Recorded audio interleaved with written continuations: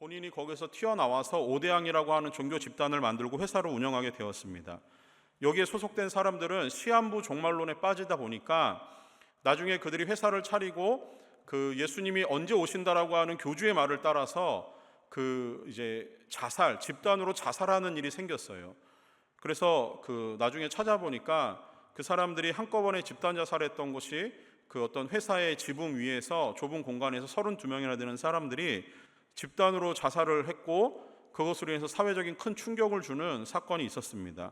이것 또한 이단에 의해서 빠진 사람들이 그 잘못된 신앙을 가지고 구원관과 종말론을 가지고 그들이 행한 잘못된 일이었어요. 이렇게 이단들의 이 문제는 어떤 한두 사람의 개인적인 문제로 끝나는 것이 아니라 그 사람의 소속되어 있는 공동체, 나아가서는 사회적인 문제까지 이게 불러온다라고 하는 거죠.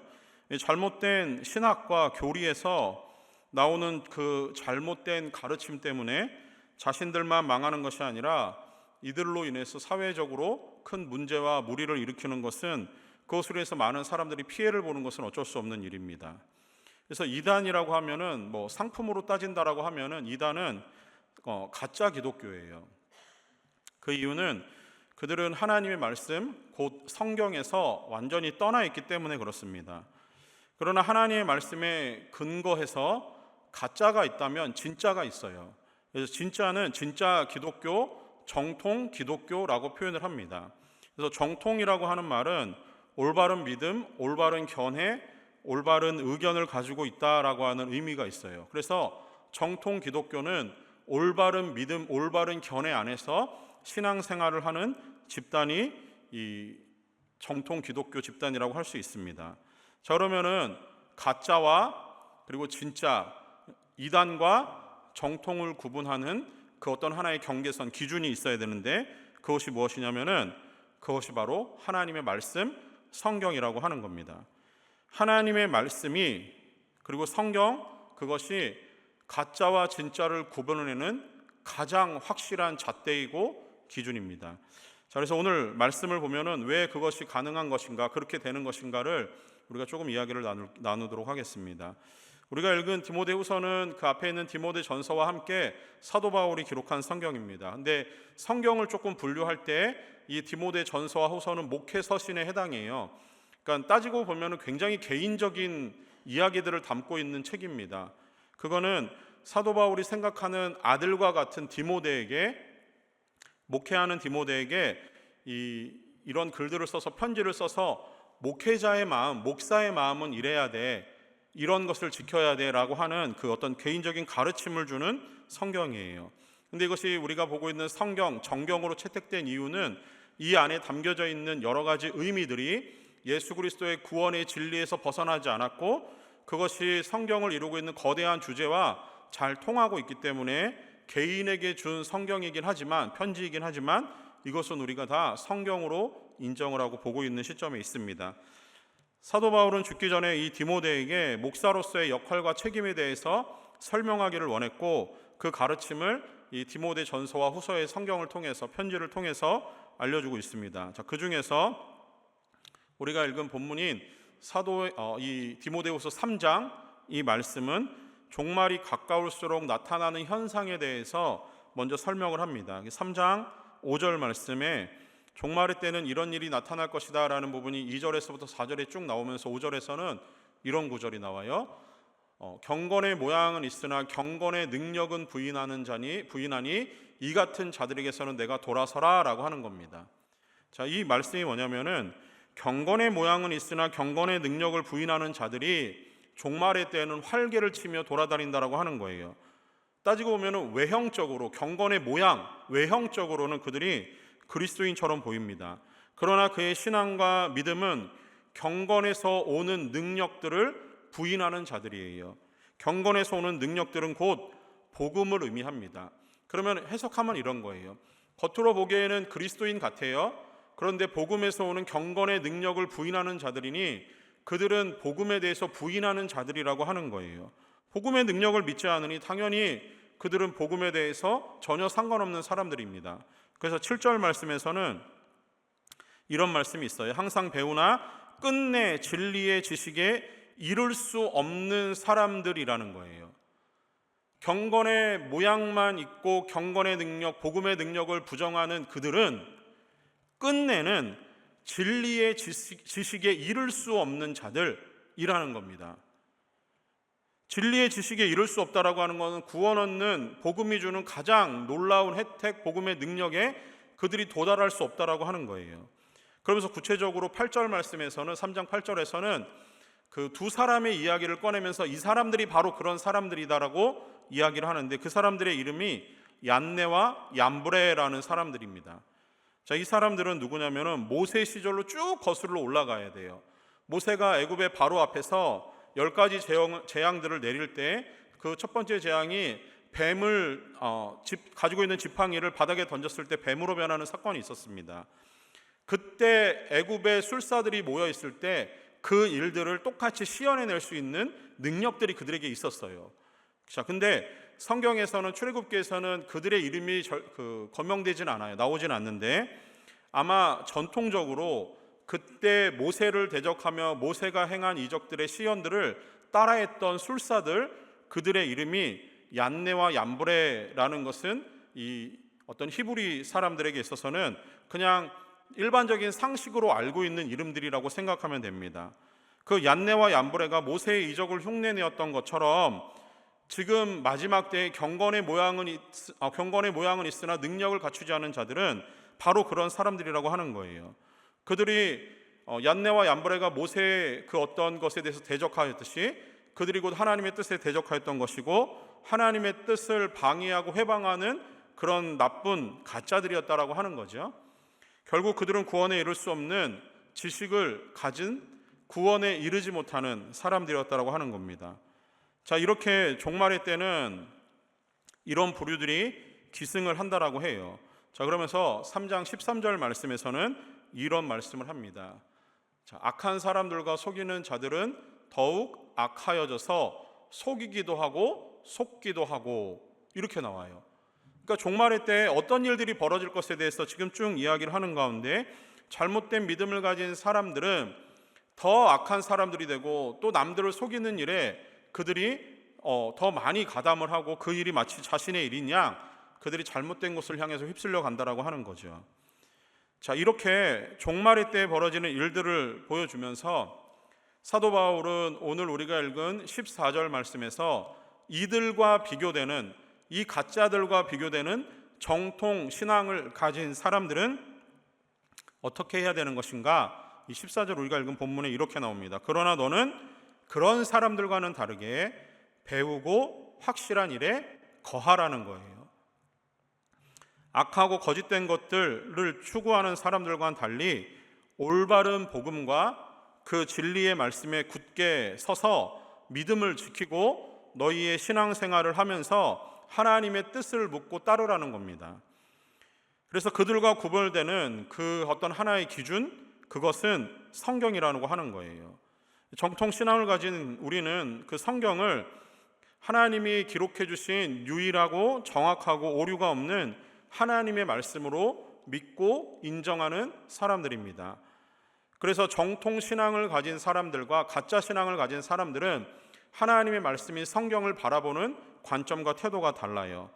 우리는 하나님의 말씀을 하나님의 말씀으로 인정하고, 그 하나님의 말씀이 우리의 구원을 인도하는 유일한 책이라는 것을 우리는 믿고 의심하지 않습니다. 그래서 이 한 달 동안 홀리파이어 시간에 하나님의 말씀 성경에 대해서 우리가 나누려고 하는데, 오늘은 성경에 이 기록된 방식, 그리고 그 성경이 가지고 있는 권위에 대해서 여러분과 먼저 그 말씀을 나누려고 합니다. 자, 잘 아시겠지만 성경을 크게 두 개의 책으로 나누면 어떻게 나누죠? 구약과 신약으로 나누죠. 자, 구약과 신약에서 약자는 뭐죠? 약속입니다. 약속. 그러면은 구약은 9개의 약속이 아니라 옛날 약속이고요. 신약은 새로 나온 약이 아니라 새로운 약속이에요. 자, 그렇게 보시면은 구약과 신약은 모두 약속과 관련된 책입니다. 자, 하나님의 약속과 관련된 책인데, 구약과 신약에 기록되어져 있는 하나님의 말씀 성경은 총 몇 권이죠? 66권입니다.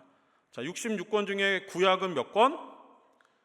39권. 자, 우리 청년들 화이팅! 뭐 성경 퀴즈 대회 하는 건 아니지만, 자, 그러면 나머지 신약은 27권. 그렇죠? 외울 수 있는 방법이 있어요. 39, 27 이렇게 외우면 쉽습니다. 자, 성경을 그러면은 목록별로 창세기부터 요한계시록까지 외울 수 있으셔야 됩니다. 11월 한 달 동안은 외우실 수 있지요? 노래를 부르면 됩니다. 네, 제가 오늘 그 노래를 준비해 오지 않았으니까 요거는 이제 집으로 개인적으로 착해서 그 유튜브에 찾아보시면 성경 목록가라는 게 있어요. 그걸로 외우시면 됩니다. 어디까지 했죠? 하여튼 구약과 신약이 있어요. 근데 이 성경이 기록된 그 전체 이 저작 활동이 이루어졌던 기간은 무려 1500년간 이루어졌습니다. 그리고 성경의 저자들은 대략적으로 40여 명에 해당해요. 이렇게 긴 세월 동안 쓰여진 책도 없고 한 책에 대해서 여러 명의 저자가 이렇게 이야기를 기록한 책이 없어요. 근데 성경은 1500년이라는 긴 시간 동안 40명의 저자가 각기 다른 다양한 지역에서 성경을 기록하는 저술 활동을 했어요. 그래서 오랜 시간 동안 다양한 지역에서 다양한 지식적인 배경과 삶의 문화를 가진 다양한 이 사람들이 저자로 활동을 하면서 성경을 지었습니다. 자, 그런데 성경이 이 긴 세월 동안 여러 명의 저자를 통해서 다양한 지역에서 저술되는 과정에서 이들이 서로 어떤 정보를 교환하거나 그들이 서로 어떤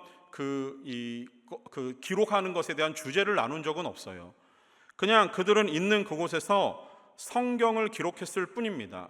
그런데 성경이 놀랍게도 1500년이라는 시간 동안 40명의 저자가 기록을 했지만 이 성경이 담고 있는 주제에 일관성이 있어요. 그래서 성경은 하나의 통일된 책입니다. 이게 66권의 책이 있지만 66권의 책은 모두가 하나의 의미와 하나의 통일성을 향해서 끊임없이 나가고 있는 책이에요. 그러다 보니까 이 책을 기록하는 방식이 여러 사람들에서 기록이 되었지만 그러나 이 성경을 기록할 때 작동하는 성경을 저술하는 그 속에 역사하는 하나님의 힘이 있었어요. 실제로 종교개혁자인 존 칼빈은 기독교 강요에서 성경을 이렇게 표현을 합니다. 성경은 하나님의 자녀들을 위한 특별한 학교라는 표현을 해요. 자, 학교에서 여러분 뭘 배웁니까? 여러 가지 과목들을 배워요. 그리고 학교에서는 그런 공부만 하는 게 아니라 친구와 선생님과 이런 사회적인 활동들을 통해서 공동체를 이루어가고 그 속에서 인격을 형성해 나가는 거예요.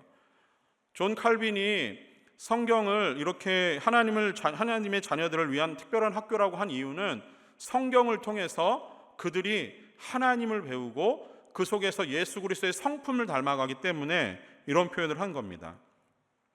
그래서 성경은 오랜 세월 동안 다양한 지역에서 다양한 저자들을 통해서 기록되었지만 그것은 모두 하나의 주제를 향해서 나가고 있어요.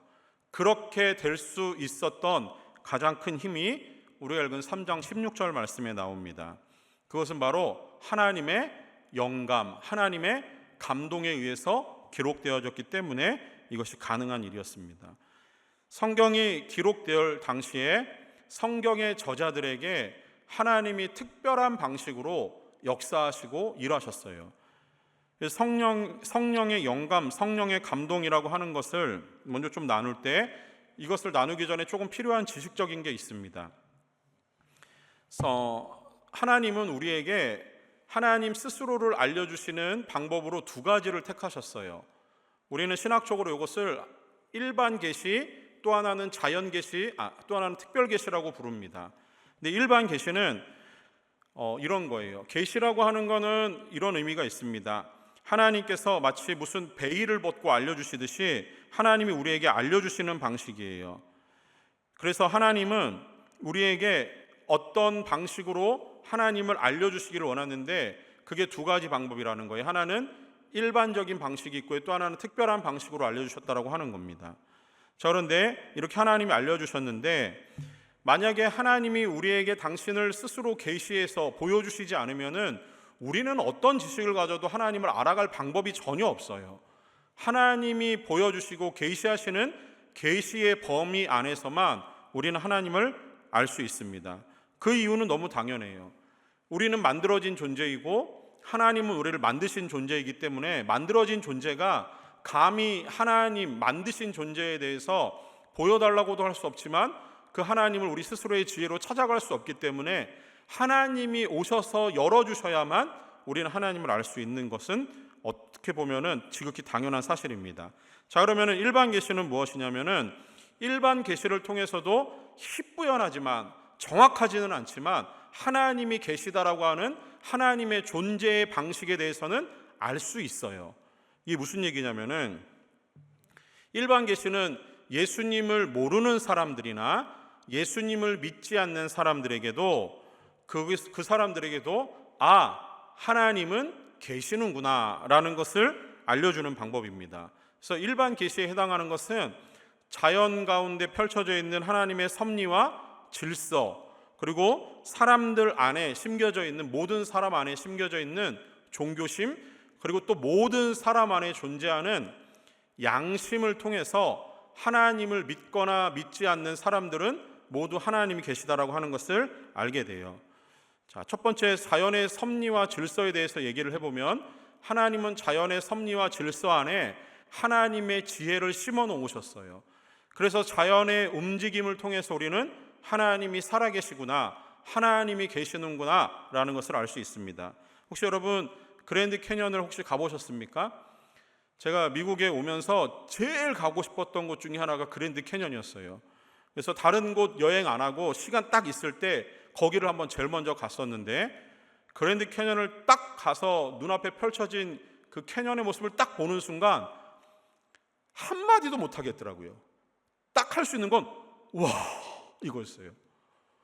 그 다음 말도 와 이거였어요. 그 펼쳐져 있는 거대한 자연 앞에서 저의 존재라는 것이 얼마나 보잘것없는 존재인지, 사람은 꽃보다 아름답다라고 하는데 제가 보기에는 사람은 꽃보다 아름답지 않았어요. 너무 멋있고 말로 형언할 수 없을 만큼 감동적이었습니다. 두 번째 갔을 때는 이 구름이 잔뜩 껴 있어가지고 그랜드 캐년의 모습이 하나도 안 보이더라고요. 그래서 실망해서 이제 돌아오려고 하는 찰나에 저쪽에서 바람이 싹 불어와요. 그러면서 저쪽에서부터 구름을 싹 몰고 가면서 그랜드 캐년이 이렇게 파노라마식으로 펼쳐지는데 한 5분 동안 딱 보여졌거든요. 그리고 다시 구름이 몰려서 보이지 않았는데 두 번째 봤을 때도 제 마음의 감격과 감동은 사라지지 않아요. 이거더라고요. 하나님의 자연이 만들어 오신 하나님의 섭리와 질서라는 것은 사람의 지혜와 사람의 깨달음으로는 도달할 수 없어요. 그러나 그 속에서 자연이 움직이는 현상들, 그리고 광활한 우주, 여전히 사람의 지혜로는 그 우주의 생성 원리와 우주의 크기를 측량할 수 없습니다. 이런 것들은 다 하나님이 계시는구나 라는 것을 알려주는 하나님의 방법이에요. 또 하나, 사람들에게는 종교심이라는 게 있습니다. 그래서 사람은 자신의 연약함을 알아요. 대자연 가운데 펼쳐져 있는 여러 가지 것들을 자신의 연약함을 덮기 위한 도구로 만들기 위해서 그런 것들을 숭배하고 우상으로 끌어와서 섬깁니다. 태양을 섬기는 사람들도 있고요, 달을 섬기는 사람들도 있어요. 심지어는 모든 만물에 신이 깃들어 있다라고 생각하며 펼쳐져 있는 모든 만물들, 사물들에도 신들이 있다라고 생각해서 믿는 사람들도 있습니다. 하나님이 그들에게 특별하게 보여주시지 않아도 사람들 마음에는 신은 존재하는구나 라는 종교심이 있다라고 하는 거예요. 또 하나, 양심입니다. 세상에 만들어져 있는 모든 법들은 원칙은 하나예요. 잘한 사람을 칭찬하고 잘못한 사람에게 벌을 주려고 하는 공의와 정의의 관점에서 만들어진 법입니다. 그런데 죄를 지은 사람에게 벌을 주고 잘한 사람에게 상을 주는 것이 마땅한데 이것은 누구도 알려주지 않았지만 모든 나라의 법들은 같은 원칙으로 만들어졌어요. 이유가 뭐냐면 사람은 죄를 지을 때 있는 양심에 의해서 그 죄 때문에 부끄럽고 수치스럽고 때로는 가슴이 떨리고 심장이 쿵쾅쿵쾅 거리는 거예요. 죄를 지으면 안 된다라고 하는 자연적인 어떤 죄에 대한 잠금 장치가 양심 안에 누구나 다 있습니다.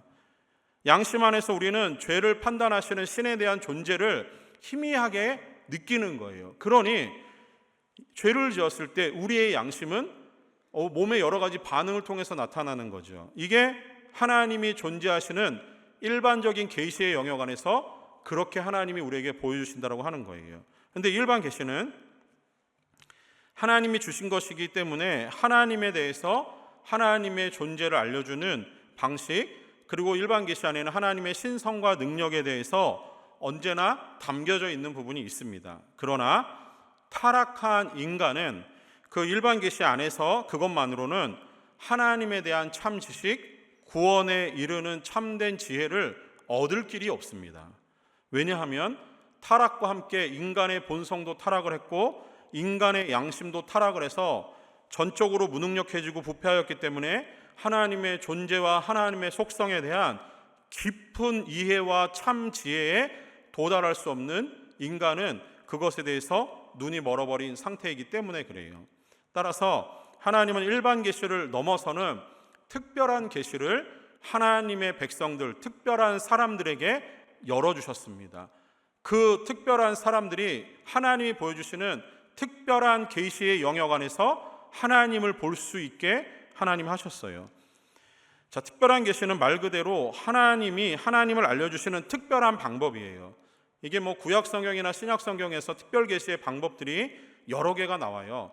근데 그것은 언제나 특별한 사람들을 위한 하나님의 방법이었습니다.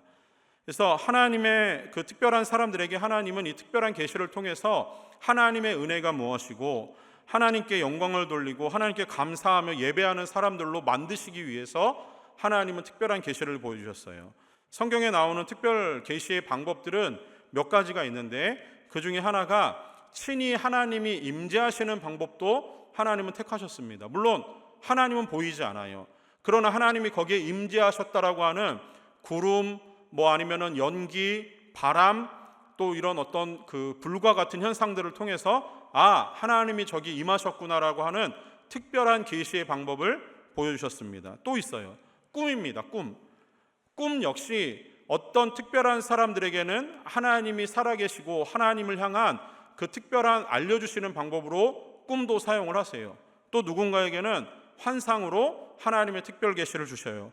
그리고 또 이제 예수 그리스도를 통해서 하나님의 특별 계시의 완성이 이루어졌습니다. 말씀이 육신이 되어 이 땅 가운데 오신 예수 그리스도, 그분으로 인해서 모든 특별 계시는 끝났어요. 자, 그런데 특별 계시는 여기서 그치지 않습니다. 특별 계시는 한 군데 더 나가요. 예수님이 하늘로 승천하시면서 하나님의 특별 계시는 마지막 한 가지 방편을 통해서 나타나는데 그 방법이 성경입니다. 성경은 지금 우리 가운데 남겨져 있는 가장 유일하고 가장 완벽한 하나님의 특별 계시예요. 성경을 통해서 하나님은 구원에 이르는 지혜와 진리를 우리에게 확실히 보여주시고 성경을 통해서만 하나님이 어떤 방식으로 존재하시는지 우리에게 보여주십니다. 이 성경만이 이제는 남아있는 유일한 특별 계시예요. 여러분 혹시나 누군가가 내가 꿈을 통해서 특별 계시를 받았다라고 하면은 그거는 무시하셔도 돼요. 성경 외에는 특별 계시는 없습니다. 그거는 그 사람을 향한 특별한 하나님의 은혜적인 방편이지 모든 인류를 구원하기 위한 하나님의 구원의 길은 아니라고 하는 거예요. 또 누군가가 나는 직접적으로 하나님의 음성을 들었어, 나는 하나님의 특별한 계시를 받았어 라고 하는 사람이 나타났는데 그가 나는 곧 다시 오실 재림주 예수다 라고 하는 사람이 있다라고 칩시다. 그가 성경이 전하는 메시지와 똑같은 메시지를 전하고 성경이 알려주는 재림하신 예수 그리스도와 똑같은 방식으로 나타나셨다라고 하면은 그는 재림하신 예수님이 맞을 거예요. 그러나 성경에서 얘기하는 방법이 아닌 자기만의 특별한 하나님의 계시를 받은 사람이 있다라고 한다면 그는 뭐죠? 사이비거나 이단입니다. 하나님은 우리에게 구원에 이르는 유일한 방편으로 이 성경을 우리에게 남겨주신 거예요. 성경을 떠나서는 이제는 도무지 하나님을 알아갈 방법이 없어요. 제가 좀 부러운 것은 예수님 시대를 살았던 그 사람들이 참 부럽더라고요. 그 시대에 살았던 사람들은 특별한 하나님의 계시를 직접 눈으로 목도했던 사람들 아닙니까? 자, 그런데 그 사람들은 직접 나타나신 하나님의 특별한 계시를 그들은 받아들이지 않았어요. 그들은 예수님을 십자가에 죽였잖아요. 그리고 부활하신 예수님을 또한 믿지 않았습니다. 이 특별한 계시를 받은 사람들은 예수님 시대에 그렇게 많지는 않아요. 대략적으로 예수님을 따르던, 그리고 예수님이 하늘로 승천하시고 나서 성령을 주시겠다라고 하면서 모여서 예수님의 부활과 승천을 목도했던 한 500명, 600명, 또 알려지지 않은 그 밖에 여러 사람들이 특별 계시를 받은 사람들일 거예요. 그리고 예수님이 하늘로 올라가시고 나서 이제야 비로소 완성된 특별한 계시인 성경을 하나님이 우리에게 주신 겁니다. 근데 이 성경이 기록된 방식이 성령의 영감, 하나님의 감동으로 기록되었대요. 그러니 이 성경이 특별한 하나님의 구원의 방식이 될 수 있는 거죠. 그래서 베드로후서 1장 20절과 21절 말씀을 보면 이렇게 기록을 합니다. 먼저 알 것은 성경의 모든 예언은 사사로이 풀 것이 아니니 예언은 언제든지 사람의 뜻으로 낸 것이 아니요 오직 성령의 감동하심을 받은 사람들이 하나님께 받아 말한 것이다 라고 얘기합니다. 사도 바울이 얘기하는 디모데후서 3장 16절의 말씀과 베드로 사도가 얘기하는 성경에 기록된 방식이 통하는 거예요. 성령의 감동으로 되어졌습니다. 자, 여기서 성령의 감동, 영감을 받았다, 성령의 감동을 받았다라고 하는 이 부분은 이런 의미가 있어요. 이 물 위에 떠다니는 배가 한 척 있다라고 상상해 보세요. 그 배가 강한 바람에 의해서 움직여질 거 아닙니까? 그 움직여지는 모습을 바로 감동을 받았다라고 하는 단어가 담고 있는 의미예요. 그러니까 하나님은 성경을 기록할 때 성경 저자들에게 이러한 특별한 강력한 힘과 능력을 통해서 초자연적인 능력으로 그들에게 하나님의 계시하시는 방법, 기록의 방법들을 알려주셨다고 하는 거예요. 그래서 우리는 성경의 원 저자는 40여 명의 저자는 우리는 그것을 기록한 기자라고 표현을 한다면 성경의 원 저자는 오직 한 분, 곧 성령이라고 하는 겁니다. 하나님이 하나님의 유일한 계시의 방법인 이 성경을 우리에게 주신 거예요. 그렇기 때문에 성경은 그 다음 단계로 넘어가야 됩니다.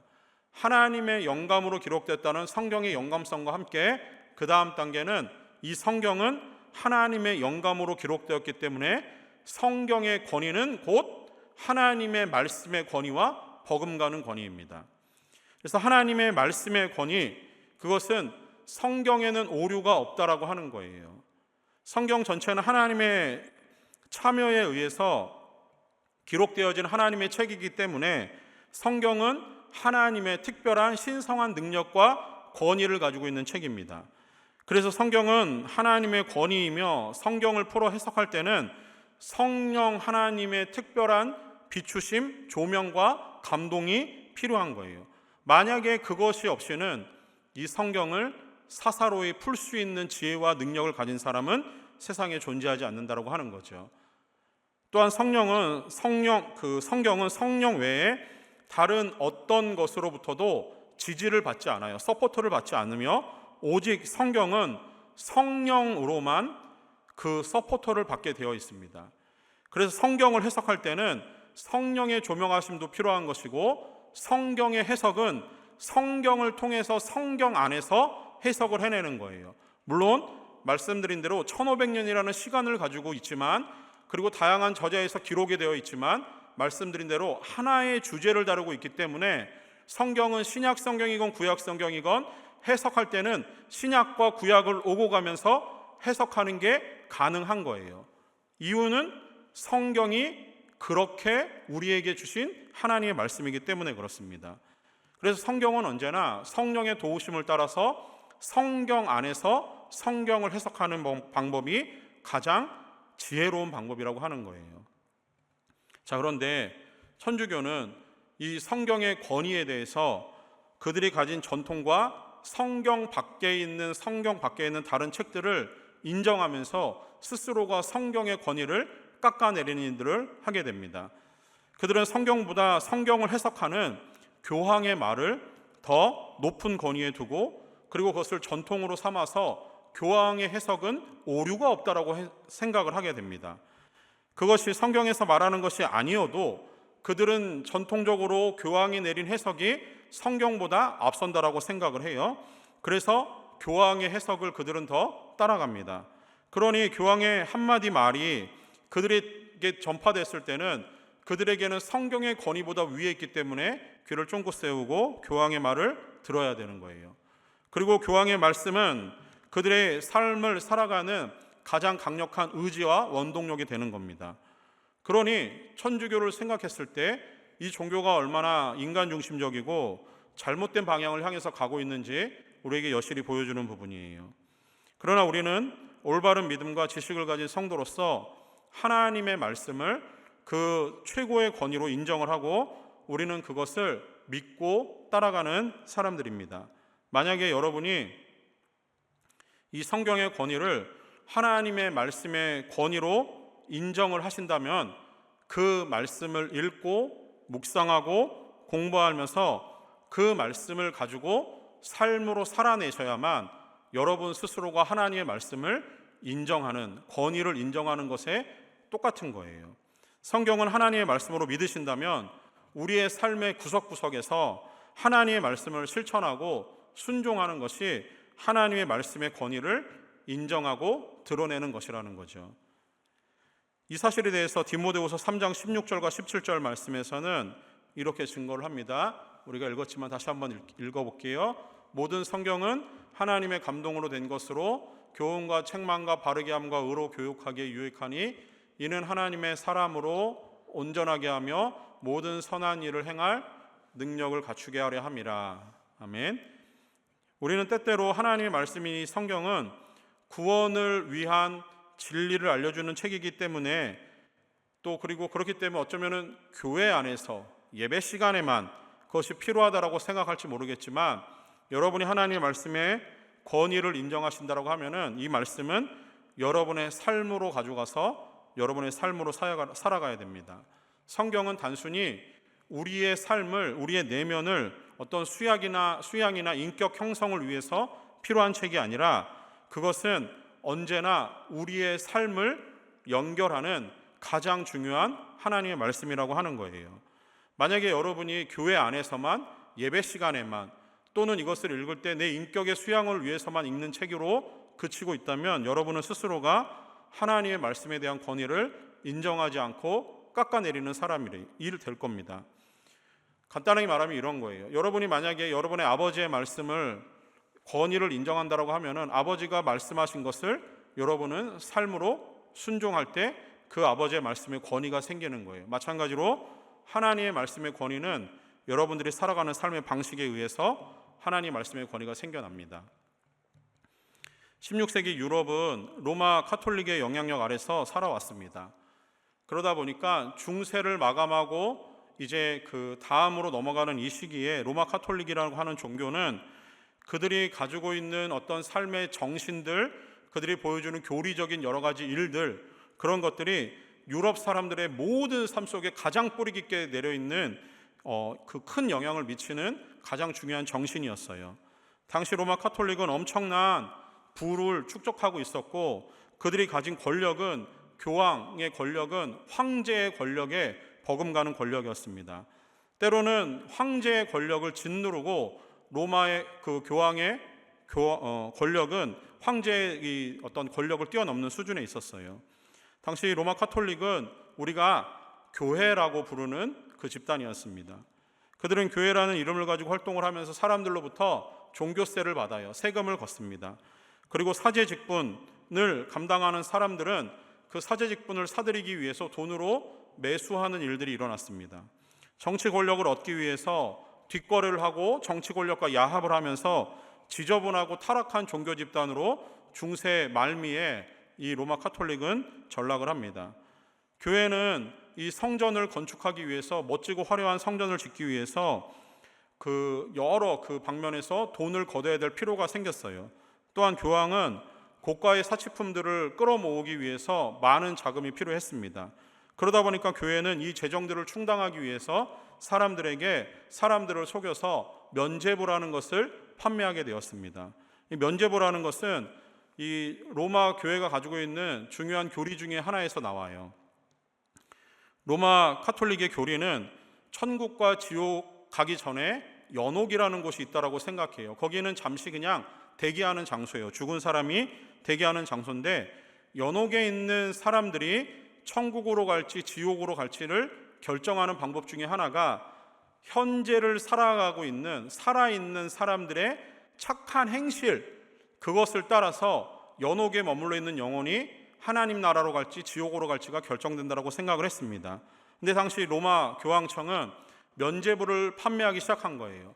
면죄부를 사들이면 연옥에 있는 사람이, 살아있는 사람이 면죄부를 사들였을 때 연옥에 있는 사람은 천국으로 직행한다라고 로마 교황청은 사람들을 속이며 판매했습니다. 사기친 거예요. 교회가 얼마나 부패했는지, 얼마나 타락했는지를 보여주는 장면이 면죄부를 판매하는 이 장면에서 나옵니다. 뿐만 아니라 지금은 우리는 누구나 다 성경을 가지고 있어요. 집에 성경책 한 권 없는 분 안 계실 거예요. 그런데 지금은 누구나 다 성경을 가지고 있을 수 있지만, 당시에 성경은 아무나 가지고 올 수 있는 책이 아니었습니다. 성경은 당시에는 라틴어로 기록되어 있었기 때문에 라틴어를 읽고 쓸 수 있는 사람은 별로 없어요. 사제 계급 외에는, 아니면 귀족이나 왕들 외에는 읽을 수 있는 사람이 별로 없습니다. 당시 문맹률이 80%에 이른다라고 해요. 그러니 라틴어를 읽을 길이 없는 거예요. 일반 사람에게는 이 성경이 보급되지 않았던 시점입니다. 그러니 사제들이 성경을 읽고 그것들을 읽어주고 해석하는 그 과정에서 사제의 말이 성경의 권위를 뛰어넘는 것은 어쩔 수 없는 현상이었습니다. 그리고 당시에 성경을 기록하는 방식이 이렇게 손으로 직접 필사하는 방식이었어요. 사제들이 라틴어 성경 한 권을 펴놓고 써내려가기 시작합니다. 한자 한자 써요. 그런데 당시에 그 성경을 쓰는 종이가 별로 없었기 때문에 동물의 가죽이나 식물 파피루스의 그 위에다 써내려갔대요. 그러다 보니까 이 가격이 엄청 비싼 거예요. 성경 66권을 제작하는 데 들어가는 엄청난 돈과 시간, 이 성경 전체를 하나를 가지려고 하면은 거의 당시에 농장 하나를 팔든가 아니면은 작은 성 하나를 팔아야만 성경 한 권 66권을 얻을 수 있을 정도로 성경은 엄청난 가치와 막대한 비용이 필요한 책 중에 하나였습니다. 그래서 성경을 가진 사람들은 왕이나 귀족 아니면 사제 집단, 교회에만 있었던 거예요. 당시 사제였던 마틴 루터는 그 맹점을 파고들었습니다. 그리고 그가 로마서를 읽다가 로마 카톨릭이 굉장히 잘못된 타락한 종교 집단임을 깨닫게 돼요. 그가 읽으면서 충격을 받았던 로마서 말씀이 로마서 1장 17절 말씀입니다. 한번 띄워주세요. 우리 같이 한번 읽어볼까요? 복음에는 하나님의 의가 나타나서 믿음으로 믿음에 이르게 하나니 기록된 바 오직 의인은 믿음으로 말미암아 살리라 함과 같으니라. 루터는 이 성경 구절을 읽고 나서 가슴이 두근두근 거려요. 참을 수 없는 하나님의 열심이 불어일으켜지는 거예요. 구원은 오직 예수 그리스도를 믿는 믿음으로 말미암아 얻게 된다라고 하는 그것을 깨닫게 되는 겁니다. 오직 십자가의 은혜만이 인간의 죄를 없애고 인간을 구원하는 능력이라는 것을 이 말씀을 통해 깨닫는 거예요. 그리고 나서 1517년 10월 31일에 비텐베르그 성당에 로마 교황청과 관련돼서 잘못된 로마의 교리 95개조를 반박문을 붙이면서 종교개혁이 시작을 합니다. 그 제일 큰 이유 중에 하나는 로마 카톨릭에서 면죄부를 사기로 사람들에게 팔아먹는 그 방식에 대한 정면 도전이었어요.